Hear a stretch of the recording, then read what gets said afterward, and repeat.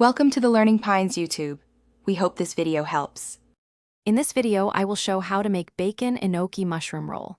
First, you'll need about 200 grams of enoki mushrooms and 10-12 slices of thin bacon. For the sauce, combine 2 tablespoons of soy sauce, 1 tablespoon of mirin, and 1 teaspoon of sugar. Having everything prepped makes the cooking process much smoother and more enjoyable. This dish is surprisingly easy and incredibly delicious, perfect for a quick appetizer or a side.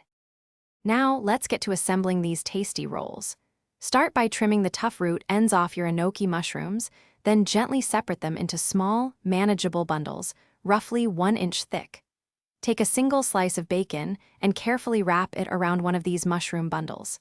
Make sure the bacon is snug to hold the mushrooms in place.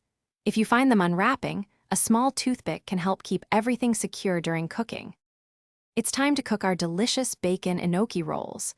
Place a non-stick pan over medium heat and add a tiny bit of oil if your bacon isn't very fatty. Arrange the rolls seam side down in the hot pan.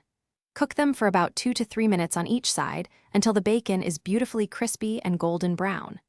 Once the bacon is cooked, brush your prepared sauce over the rolls, turning them frequently until the sauce thickens and caramelizes. Your bacon enoki mushroom rolls are now ready to be enjoyed.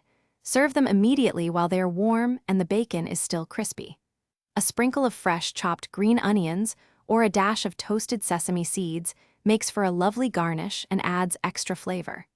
These rolls are fantastic as an appetizer for guests or as a unique side dish with your favorite meal. Don't forget to check the description below for the link to grab some little trees, black ice, and other great deals. Thanks for watching. Consider subscribing if we helped you.